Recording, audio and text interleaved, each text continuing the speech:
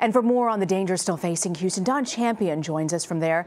Don, I know the rain may finally be over, but how much longer do officials anticipate the need to continue these rescue operations?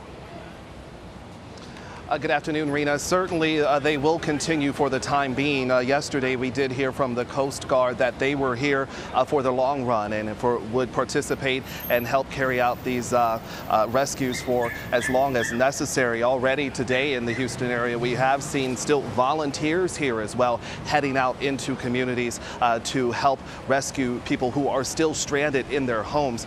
Just to set the scene of where we are right now, Rena, we are outside the main shelter here in downtown Houston. And at this hour, we are seeing some folks leaving the shelter. You can see these families here carrying just whatever they could take out of their homes before they evacuated over the weekend. It truly is a heartbreaking scene here. On a good note, though, this morning, now that conditions have improved here, we have seen a number of these families and people who have been displaced reunited with family members or friends who are driving here to come pick them up, presumably to go to some other place to stay. Now, of course, this shelter was operating at double capacity.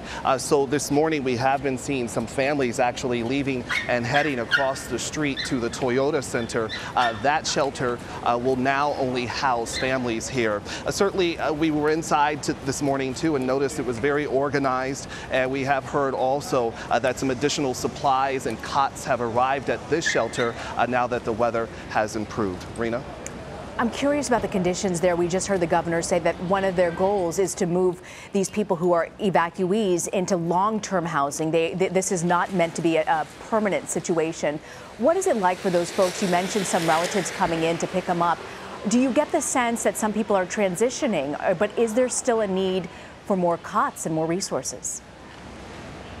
There certainly is still a need for, at least for the next few days, I would say. We were speaking to a woman not too long ago. She was asking me for help, how to find out if she could get a hotel room. So certainly there is an immediate need for a lot of these people here. Again, they woke up to just a catastrophe on Sunday morning, and they only could take whatever they could grab on the way out. And I think speaking to a lot of them as well, the scope and the reality of what has transpired over the past few days is sort of sinking in with a lot of them as well, because they face such uncertainty. And you also have to remember some of the people who are displaced by the storm could be out of their homes for more than 2 months. In the hardest hit areas in this region, the water may not recede for that long. So a lot of uncertainty facing many of these people here, but some of the ones who we've seen reunited with family members, perhaps that is the first time they've smiled in a number of days, Rena. Oh, I can't imagine what those reunions must have been like, Don. I want to ask you also about the fact that the uncertainty, it's the unknown for so many of these people that they just have no idea what may come. Any sense of how many people will actually need housing when all the flood waters have eventually receded?